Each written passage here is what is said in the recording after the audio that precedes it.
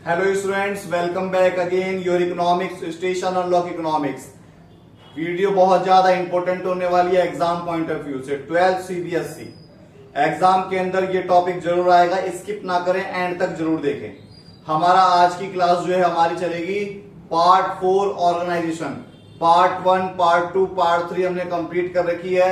Playlist पर जाएं, playlist एक बार चेक जरूर करें। पूरे कोर्स की हमने प्लेलिस्ट बना रखी है।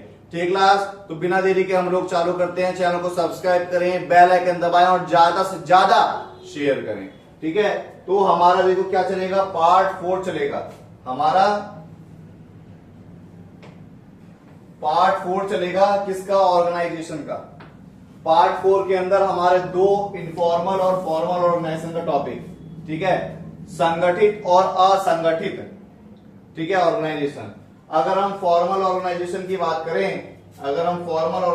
बात करें, तो इसके अंदर हमारा when the manager are carrying organisation process then result of organising process and organiser structure created to achieve systematic working and efficiency of utilisation resources the type of structure no formal organisation. मतलब अगर manager खुद अपनी मर्जी से एक organisation तैयार करता है, ठीक है, और वो गोल ओरिएंटेड प्रोसेस के ऊपर ध्यान दिया जाता है, तो वो हमारा फॉर्मल ऑर्गेनाइजेशन कहलाता है, मतलब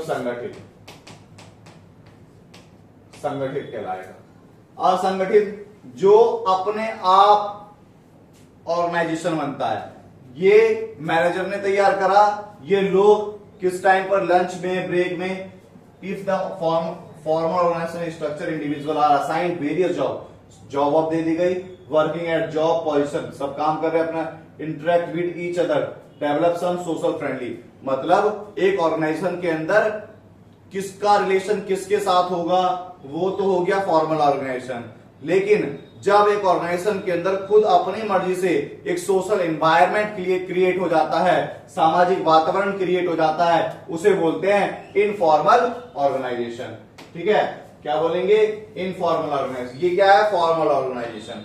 ठीक है, एडवांटेज ऑफ फॉर्मल ऑर्गेनाइजेशन के एडवांटेज क्या है, सिस्टमैटिक वर्किंग, सिस्टमैटिक तरीके से काम करा जाएगा, कौन क्या काम करेगा ये बताया जाएगा।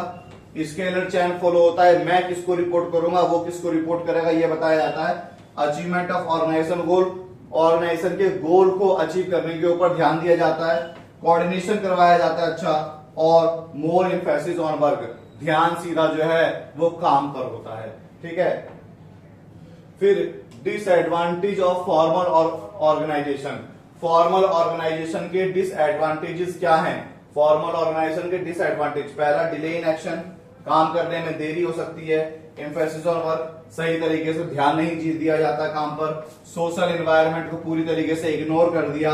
और नो करेक्ट फीडबैक, अच्छा फीडबैक नहीं मिल पाता। ठीक है, फिर उसके बाद ये हो गया, देखो लंच के टाइम पर सभी आपस में मिल गए, ये क्या हो गया हमारा, ये हमारा हो गया इनफॉर्मल ऑर्गेनाइजेशन। इनफॉर्मल ऑर्गेनाइजेशन के एडवांटेज क्या है, इसमें बहुत तेजी से कम्युनिकेशन होता है, इसमें अच्छा फीडबैक मिलता है, करेक्ट फीडबैक मिलेगा। यूनिटी ऑफ टुगेदरनेस, सब एक साथ मिलकर काम करने की भावना को अपनाते हैं। ठीक है, फुलफिल सोशल नीड, सामाजिक वातावरण को पूरा करा जाता है, सामाजिक नीड को पूरा करा जाता है। कोऑर्डिनेशन अच्छा होता है, सामंजस्य अच्छा होगा। डिसएडवांटेजेस क्या है फॉर्मल ऑर्गेनाइजेशन के और इनफॉर्मल ऑर्गेनाइजेशन के? डिसएडवांटेज है, रूमर्स बहुत जल्दी तेजी से फैल जाता है, अफवाह बहुत तेजी से फैल जाती है। इसमें कोई सिस्टमैटिक वर्क नहीं है, अपनी मर्जी से लोग काम करने लग जाते हैं। मे ब्रिंग नेगेटिव रिजल्ट क्या आ जाता है, कई बार नेगेटिव रिजल्ट आ जाता है, आपस में लड़ाई झगड़े पैदा हो जाते हैं।